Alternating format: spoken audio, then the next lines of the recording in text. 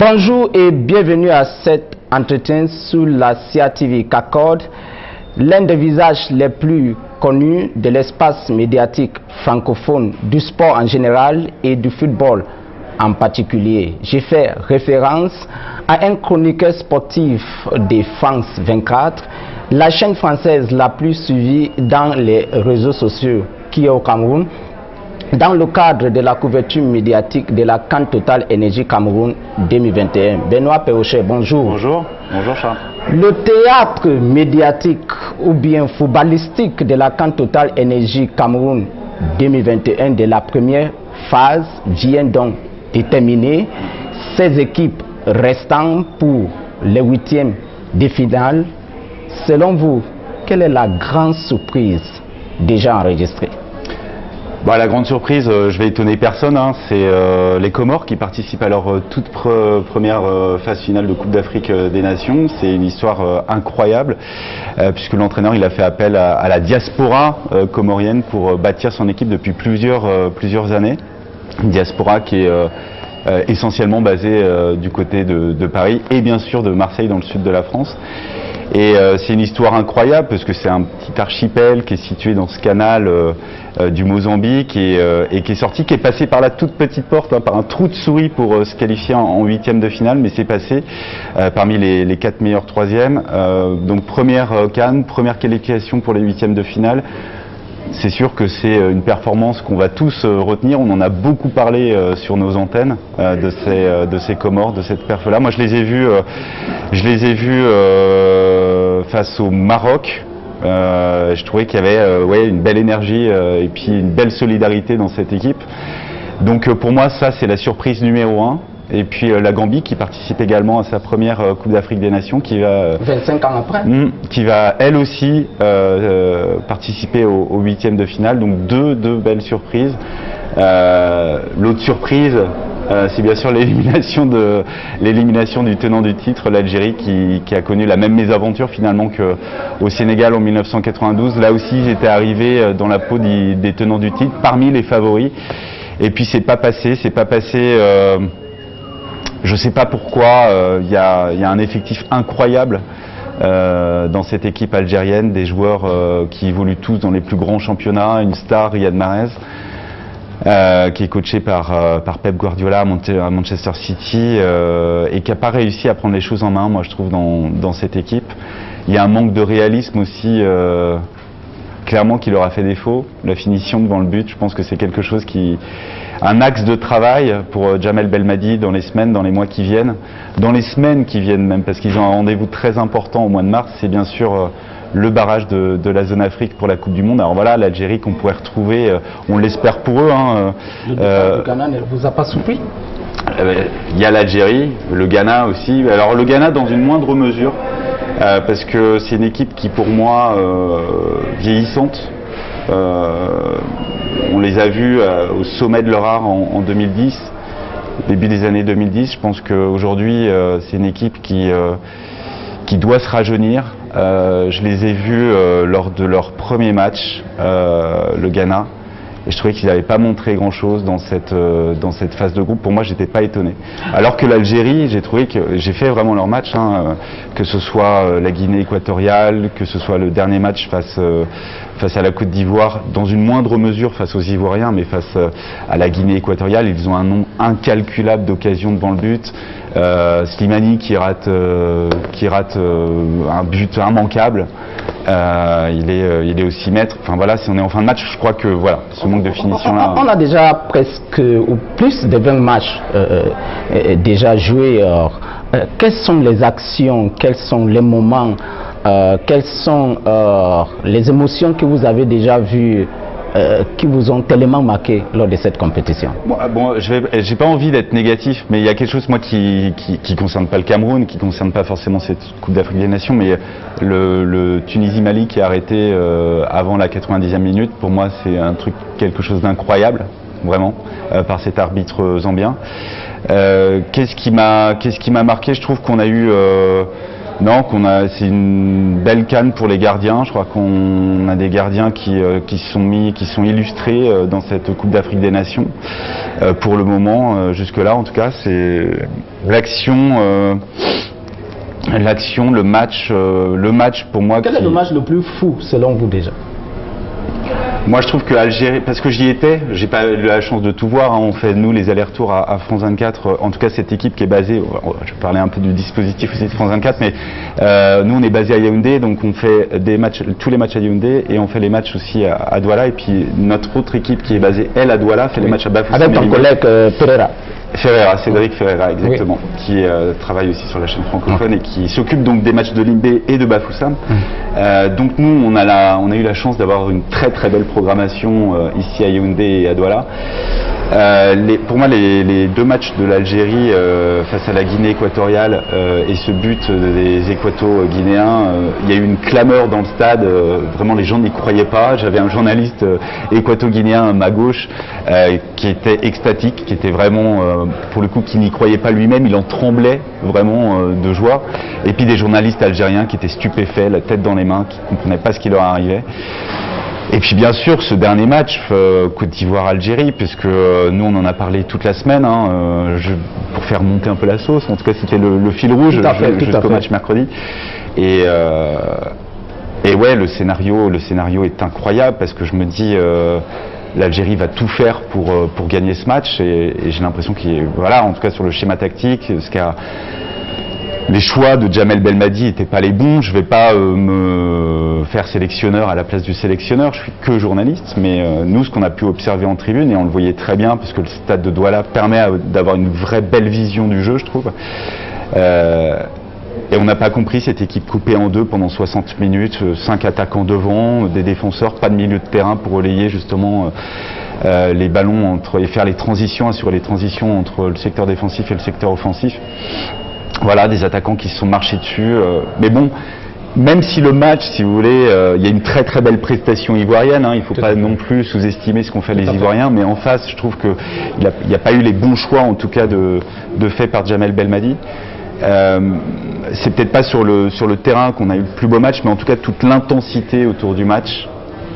On n'attendait pas une telle finale de groupe. On savait que ce serait un gros match et tout, mais avant la compétition. Tout à fait. J'ai eu la chance d'être dans tous les stades, y compris ceux d'entraînement de la CAN Total Energy Cameroun 2021, tous les hôpitaux, tous les hôtels. Je peux réclamer d'avoir eu la chance de dormir dans tous les hôtels qui abritent la CAN, mais dès que la compétition a commencé, j'ai cédé ma place à mes collègues sportifs pour continuer avec le show. Vous êtes dans les stades, regardez certains matchs. Lorsque vous voyez les émotions exprimées, soit par les commentateurs, soit par les entraîneurs, soit par les officiels assis, qu'est-ce que vous avez déjà vu? Un spectacle, de le regarder évoluer dans sa zone technique. Il peut bondir, il peut s'énerver, il peut applaudir, encourager.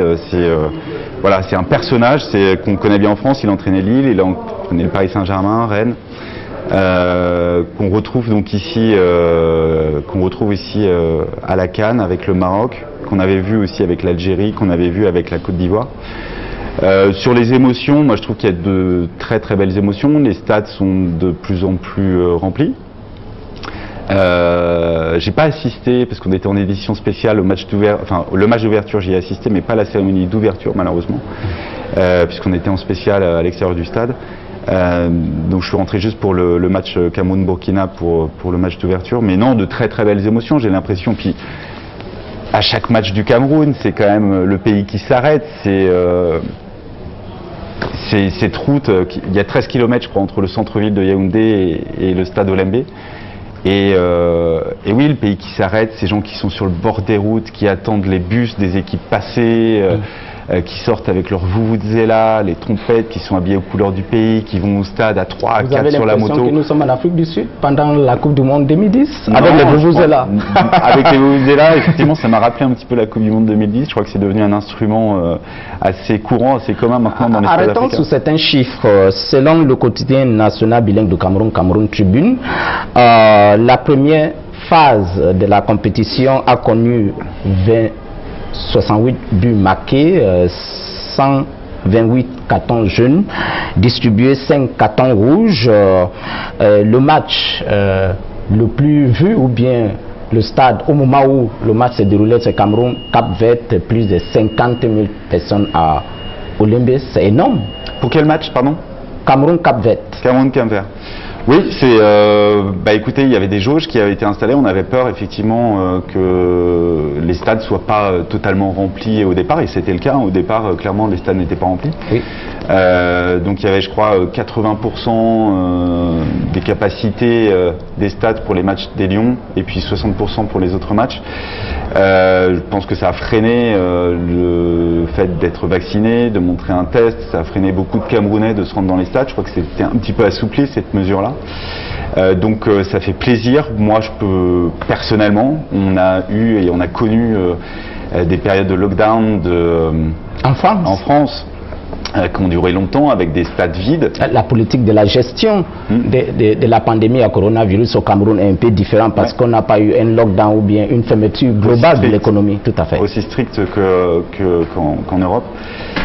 Je dois vous dire que moi, les matchs de foot sans public, ça m'intéresse moins d'aller au stade. Pour moi, le sport de haut niveau, c'est complètement associé au public, aux spectateurs, à l'ambiance qu'ils peuvent mettre dans un stade.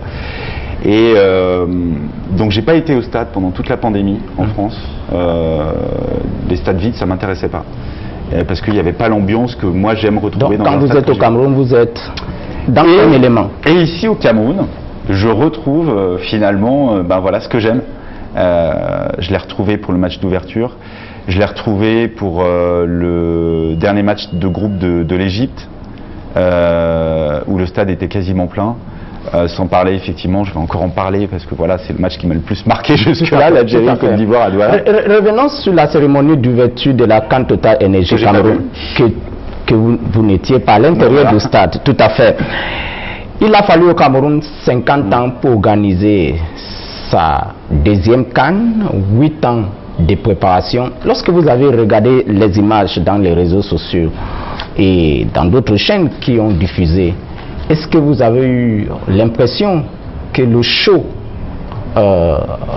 mis à la disposition du public le jour-là était équivalent au temps pris pour sa préparation? Moi, je pense que c'était à la hauteur. C'est vrai que le Cameroun a attendu, et les Camerounais, surtout je pense aux Camerounais aujourd'hui, ont attendu très très longtemps pour accueillir une deuxième Coupe d'Afrique des Nations. Nous, en Europe, on a regardé de loin aussi toute cette phase préparatoire. Il y a eu une CAN qui a été réattribuée à l'Égypte. L'an dernier, la CAN qui a été différée d'1 an en raison de la pandémie. Donc oui, il y avait évidemment une attente des Camerounais, une attente des journalistes aussi européens qui aiment le foot africain, qui étaient très impatients de venir ici au Cameroun.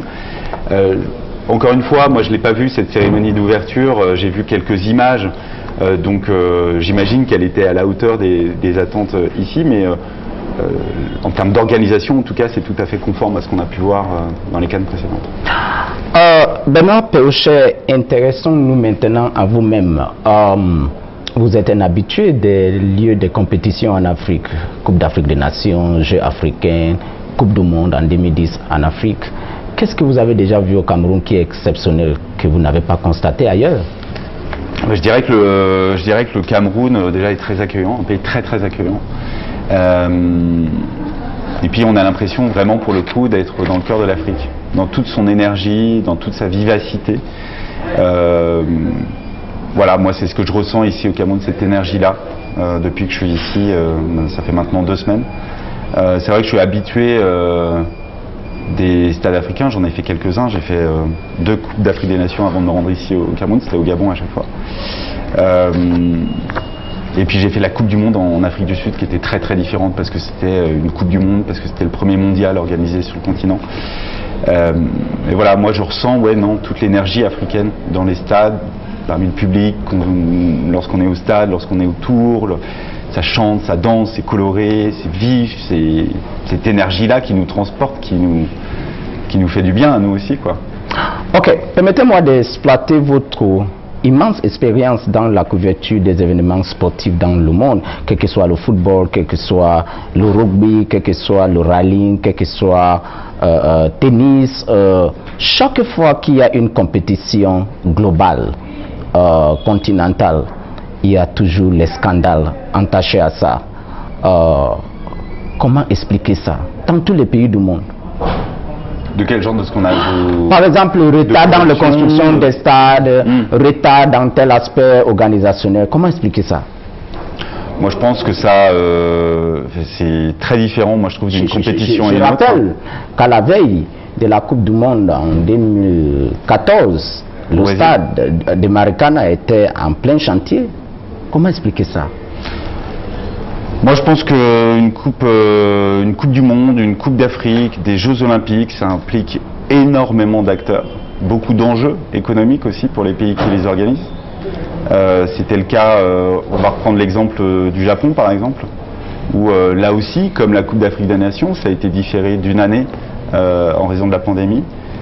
C'est un manque à gagner pour beaucoup d'acteurs. En 2014, j'ai posé la même question au président de la FIFA à l'époque, Joseph Blatter, qui était mon invité à peut-être 2 semaines de la compétition. Il était ici à Yaoundé et en répondant, il a dit c'est la jalousie, que les gens sont jaloux des événements sportifs dans le monde. Partagez-vous son opinion? Non, je pense pas qu'il y ait de question de jalousie. Je pense que les journalistes font aussi leur travail quand ils enquêtent, quand ils enquêtent sur les coulisses de l'attribution des différentes compétitions. Je crois que pour l'Euro 2016 qui a été organisé en France, il n'y a pas de scandales qui ont éclaté, hormis le risque sécuritaire. On sortait d'une année 2015 très compliquée en France. Donc il y avait un risque sécuritaire à organiser cet Euro, mais je pense qu'il n'y a pas eu de scandales qui sont sortis dans les journaux autour de l'organisation de cette compétition en France.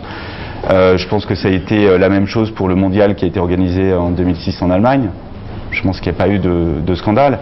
Là, il y a eu du retard, c'est vrai, sur les chantiers et la livraison des infrastructures au Cameroun.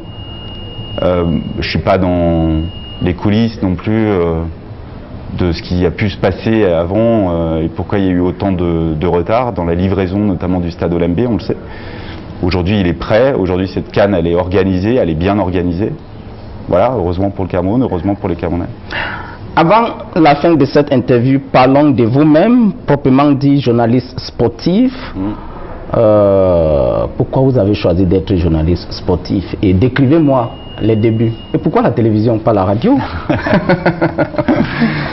Pourquoi avoir voulu puisque je suis très curieux et je pense que ça c'est complètement c'est quelque chose qu'il faut quand on veut être journaliste. Je suis très curieux de tout et tout le temps. Sportif parce que j'aime le sport, parce que j'aime les histoires. J'aime les sportifs, mais j'aime les histoires autour d'eux, j'aime les histoires qu'on raconte autour d'une compétition. Est-ce que dans votre enfance, vous avez pratiqué un sport? J'ai joué beaucoup au tennis, j'ai joué comme beaucoup de gens au foot, mais alors vraiment pas à haut niveau. Tennis, j'ai essayé de jouer à un bon niveau, mais c'est voilà, j'ai joué beaucoup. Vous avez raté de devenir comme Novak Djokovic? Non, surtout pas. Ou bien Roger Federer? Je pencherais plutôt du côté Federer, mais non, j'ai voulu être journaliste avant tout et avant de devenir journaliste sportif, je voulais être journaliste parce que voilà, je pense que j'étais très curieux et j'avais envie de d'aller à la rencontre des gens, de raconter des histoires, leurs histoires. Et puis journaliste sportif parce que l'occasion s'est présentée, figurez-vous, à France 24 de monter ce service sport voilà, en 2009 et puis depuis cette date voilà, je fais le maximum pour mettre en avant donc les sportifs, pour mettre en avant les différents sports et puis pour offrir aux spectateurs voilà, des compétitions qu'en Europe on ne voit pas forcément, la Coupe d'Afrique des Nations comme nous on la présente, comme nous on la montre à France 24, on la montre différemment des chaînes qui sont détentrices de droits, qui montrent les matchs. Nous on n'est pas détenteurs de droits, donc on essaie de montrer un peu aussi la vie des Camerounais, la vie en dehors d'une compétition, d'une grande compétition comme ça, comment un pays s'organise et voilà, montrer une autre facette de l'Afrique, une autre facette des compétitions. Voilà, c'est à suivre tout ça évidemment sur nos... Avant la dernière question, vous avez parlé de la vie des Camerounais. Dis-moi ton quotidien au Cameroun. Qu'est-ce que vous avez déjà mangé? Qu'est-ce que vous avez déjà constaté? La vie est belle? On a mangé des gambas. Il y a une expression consacrée pendant cette période. La canne est sucrée. Vraiment? La canne est sucrée? Oui. Écoutez, nous on a mangé beaucoup de gambas, donc c'est plutôt salé. Il paraît que c'est le pays de la crevette ici, le Cameroun. Non, écoutez, franchement, on travaille beaucoup. Il arrive parfois qu'on ait des journées sans trop manger. Voilà. Mes parents me regardent peut-être, donc ils vont pas être contents de le savoir, mais oui, je vais rentrer un peu avec un peu moins de kilos que j'aurais laissé ici au Cameroun. Je la reprendrai en France, vous inquiétez pas. Mais non, c'est un pays, enfin encore une fois, moi je vous le dis, mon expérience ici depuis 2 semaines, il reste encore 2 semaines à parcourir. On travaille énormément, le rythme est vraiment intense, mais non, on est extrêmement bien accueillis, que ce soit ici à Yaoundé, que ce soit à Douala. Je pense que les gens sont contents de nous voir, sont contents de voir aussi France 24 parce qu'ils regardent France 24 apparemment beaucoup. Et puis voilà, ça nous fait plaisir d'être ici tout simplement. Terminons avec le sujet phare de notre entretien, la Coupe d'Afrique des Nations, Can Total Energy 2021. Dès ce dimanche, la phase des éliminatoires commence. Quels sont vos pronostics? Vous voulez que je me fâche en fait? Vous voulez que je me fâche avec les Ivoiriens, les Maliens, les Sénégalais, les Camerounais? Les Camerounais, je pense qu'il y a de toute façon, quand on organise sa compétition, ça fait un demi-siècle qu'on attend d'organiser cette deuxième Coupe d'Afrique des Nations, je pense qu'il y a une énorme attente autour de ces lions. J'ai eu un petit peu peur lors des 2 premiers matchs parce qu'ils ont concédé l'ouverture à chaque fois, mais ils ont très bien réagi. Aboubacar, il fait une super canne. Donc je pense qu'il faudra évidemment compter sur les Camerounais. Moi pour l'instant, l'équipe qui m'a fait la plus forte impression en termes collectifs, en termes de puissance, en termes d'organisation sur le terrain, c'est le Nigeria. Je pense que c'est le favori de beaucoup de gens ici, après ce qu'ils ont pu démontrer. C'est la seule équipe quand même qui a remporté ces 3 matchs dans la phase de groupe. Le Maroc n'a pas fait mieux. Le Sénégal, qui était très attendu, a eu les plus grandes difficultés à marquer dans cette Coupe d'Afrique des Nations. On entre dans une deuxième phase, la phase d'élimination directe. Là, les calculs sont plus possibles. Le mini-championnat de la phase de groupe, ça n'existe plus. Là, vous pouvez sortir au bout de 90 minutes, 120 minutes s'il y a des prolongations. Donc, allez, je vais mettre une petite caisse sur le Cameroun, parce que je me sens bien ici et que voilà, c'est un pays hôte et il va être poussé par un public qui va... Le 12e homme, comme on l'appelle, comme on peut l'appeler, ce public-là qui peut parfois faire la différence. Et puis la Côte d'Ivoire. Benoît Perrochet, merci beaucoup d'avoir accepté notre invitation. Merci. Et bienvenue au Cameroun. Merci. On aura le temps de se balader dans les villes camerounaises. On va continuer. On va continuer, tout à fait. Et je vous retrouve à Paris très bientôt au cours de l'année. D'accord. On va se voir à Paris, je vous promets.